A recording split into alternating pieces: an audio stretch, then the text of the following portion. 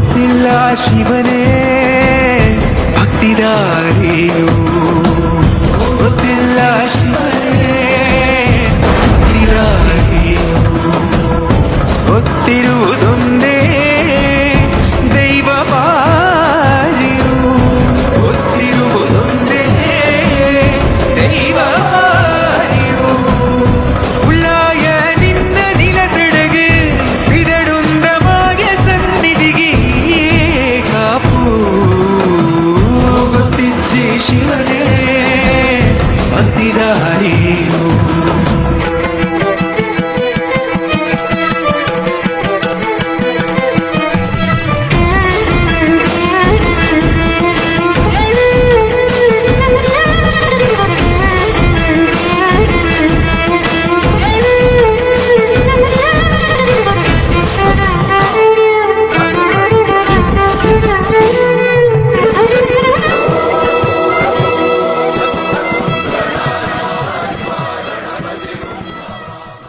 Day 2.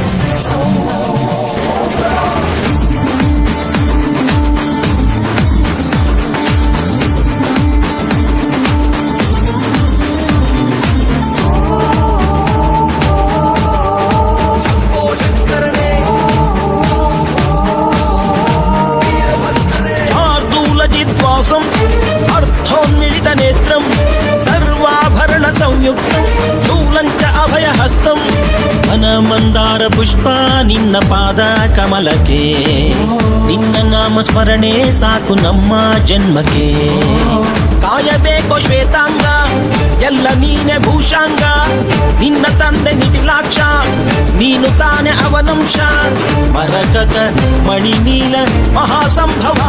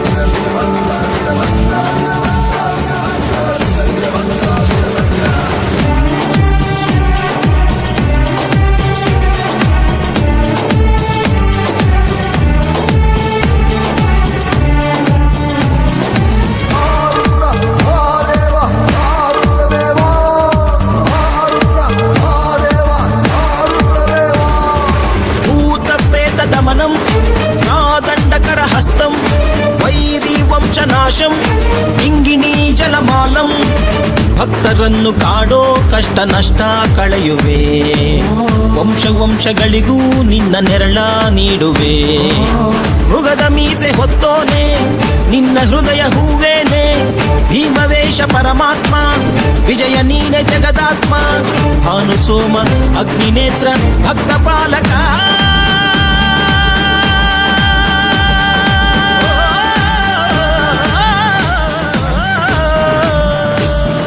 ಗಡ ಗಡ ಗಡ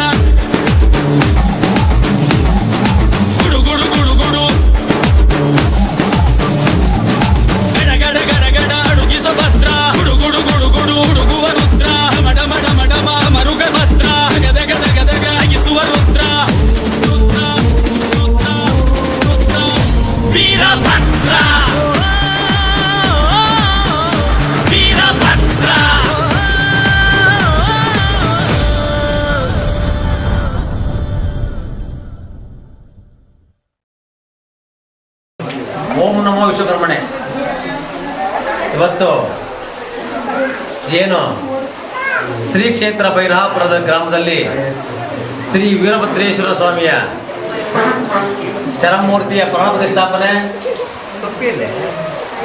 ನೇತ್ರೋಮಿಲನ ಕಾರ್ಯಕ್ರಮ ಹಾಗೂ ಧ್ವಜಸ್ತಂಭದ ಕುಂಭಾಭಿಷೇಕವನ್ನು ಇವತ್ತು ನಮ್ಮ ಮಹಾಗುರುಗಳಾಗಿರತಕ್ಕಂಥ ಆರುಣಾಚಲ ಅಷ್ಟಮಂಗಲ ಪ್ರಸ್ಥಾತಜ್ಞ ವೇದ ಬ್ರಹ್ಮಶ್ರೀ ತಿಲಕೇಶಮೂರ್ತಿ ಮಹಾಗುರುಗಳು ತಮ್ಮ ಅಮೃತ ಹಸ್ತದಿಂದ ತಮ್ಮ ಸಹಚರರೊಂದಿಗೆ ಅದ್ದೂರಿ ಕಾರ್ಯಕ್ರಮನ ನಡೆಸಿಕೊಟ್ಟಿದ್ದಾರೆ.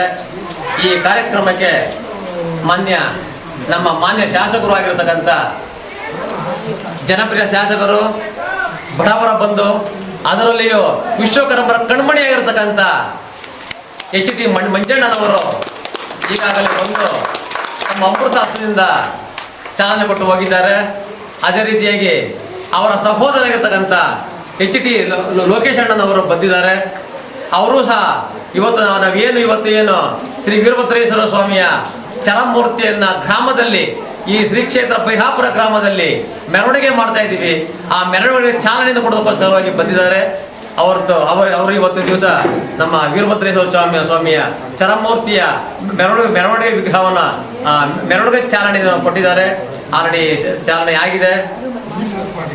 ಆದರೆ ಇವತ್ತಿನ ದಿವಸ ಶ್ರೀ ಕ್ಷೇತ್ರ ಅಂತ ಹೆಸರು ಏನಕ್ಕೆ ಬಂತು ಅಂತ ತಾವೆಲ್ಲರೂ ಆಶ್ಚರ್ಯ ಪಡ್ತಾ ಇದ್ದೀರಾ.